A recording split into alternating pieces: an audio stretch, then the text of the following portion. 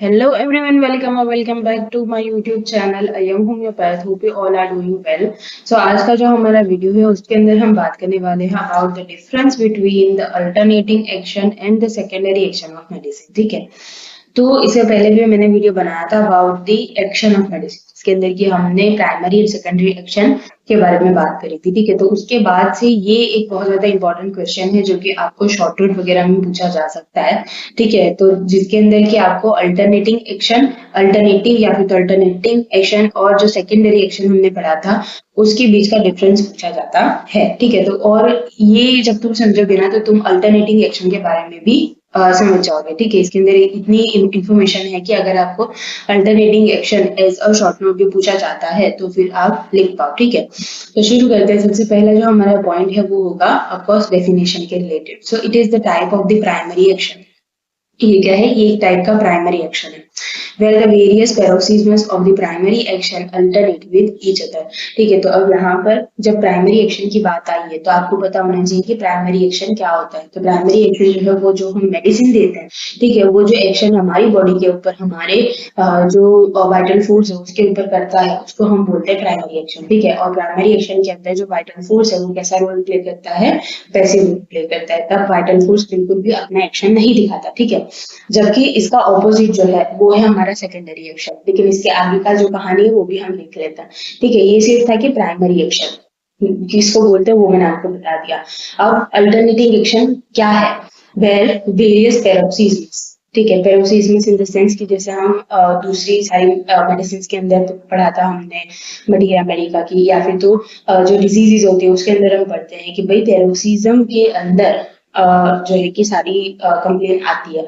जैसे कि हमने बीच में इंटरमिटेंट जो डिजीज है वो पढ़ा था। ठीक है, तो उसके अंदर भी पैरोक्सिज्म था। दैट मींस कि यहाँ पर डिजीज हो रही है, बीच में डिजीज नहीं है, फिर डिजीज हो रही है, फिर डिजीज नहीं है, फिर डिजीज हो रही है। ठीक है, this is the paroxysm of a primary action. That means कि बार बार प्राइमरी एक्शन आता है and alternate with each other. ठीक है, जैसे हमने इंटरमिटेंट डिजीज भी देखा था तो उसके अंदर पहला हमने देखा था टाइप उसका अल्टरनेटिव डिजीज। ठीक है, तो उसके अंदर जैसे हमने देखा था कि दो डिजीजेज होती है वो एक दूसरे को अल्टरनेट करती है, एक दूसरे के बाद आती है। ठीक है, तो इसी तरीके से ये जो एक्शन ऑफ मेडिसिन है वो अगर दो एक्शन ऑफ मेडिसिन है तो वो एक दूसरे के बाद आएंगे। ठीक है, इसको हम बोलते हैं अल्टरनेटिव या फिर तो अल्टरनेट एक्शन ऑफ मेडिसिन। ठीक है, तो ये हो गया इसका डेफिनेशन। उसके सामने अगर हम सेकेंडरी एक्शन को देखने जाएंगे so it is automatic defensive reaction of the vital force. जैसे मैंने आपको आगे बोला कि जो प्राइमरी एक्शन है वो सिर्फ हमारी मेडिसिन करती है, तब vital force passive role play करता है। जबकि जो सेकेंडरी एक्शन होता है वो प्योरली वाइटल फोर्स की तरफ से होता है। उसके अंदर वाइटल फोर्स अपना खुद का डिफेंस करता है। किससे? जो हमारी वो हमारी मेडिसिन है उसने जो मेडिसिनल डिजीज कॉज करी है बॉडी के अंदर उसको उसे डिफेंस के लिए। ठीक है, और उसके अंदर वाइटल फोर्स जो है वो एक्टिव रोल प्ले करता है। ठीक है, अगेंस्ट द प्राइमरी एक्शन। ठीक है, तो ये हो गया आपका सेकेंडरी एक्शन पूरा। उसके बाद जो अल्टरनेटिंग एक्शन है सेकंड वाला हम टॉपिक पढ़ेंगे यहाँ पर। Symptoms produced by this action appears and disappear rapidly. ठीक है, तो जो मैंने आपको यहाँ पर भी बताया कि अल्टरनेटिंग का मतलब ये होता है कि पहले आएगा फिर नहीं आएगा, फिर सिम्टम आएगा फिर नहीं आएंगे। ठीक है, तो इसका जो एक्शन है वो भी अपीयर और डिसअपीयर रैपिडली हो जाएगा। जबकि यहाँ पर क्या होता है, अब तुम खुद ही सोचो कि जब वाइटल फोर्स खुद का डिफेंस कर रहा था, और जो हमने आई थिंक जब सेकेंडरी एक्शन भी पढ़ा था तब मैंने आपको सेकेंडरी एक्शन के दो टाइप पढ़ाए थे। ठीक है, उसके अंदर जो क्योरेटिव सेकेंडरी क्योरेटिव एक्शन था उसके अंदर मैंने आपको पढ़ाया था कि जो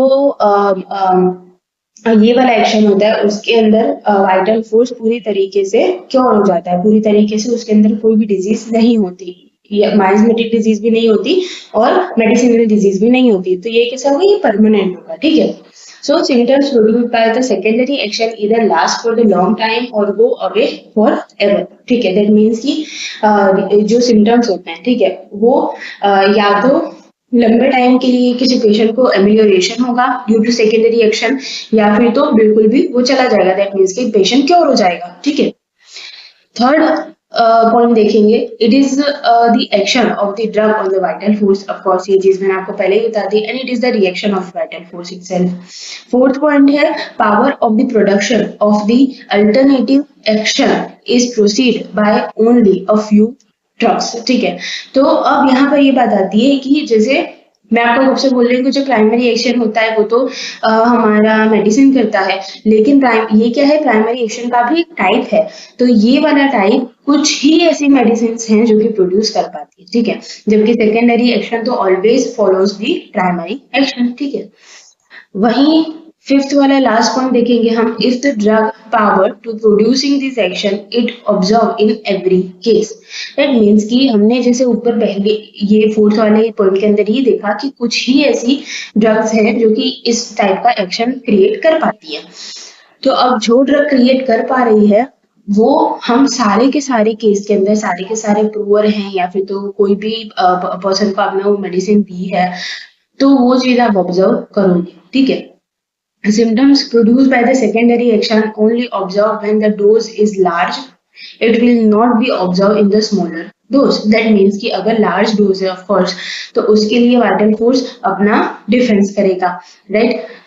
तभी हमको सिम्टम्स देखने को मिलेंगे। और अगर स्मॉल डोज में हमने मेडिसिन दी है तो मेडिसिन खुद ब खुद ही लोअर डाउन हो जाएगी और अकॉर्डिंग टू एफोरिज्म नंबर 26 जो वीकर होता है उसको स्ट्रॉन्गर वन अपने आप के अंदर से बाहर निकाल देता है, तो इसीलिए क्योर हो जाएगा, ठीक है। तो जब लार्ज डोज के अंदर आप कोई मेडिसिन देते हो तभी आपको कोई भी जो है कि एक्शन सेकेंडरी एक्शन का रिएक्शन देखने को मिलेगा, ठीक है, लेकिन स्मॉलर डोज में नहीं देखने को मिलेगा, ठीक है। तो ये था हमारा topic about the difference between the alternating and secondary action. Hopefully आपको सारी चीज अच्छे से समझ में आई होंगी and thank you so much for watching.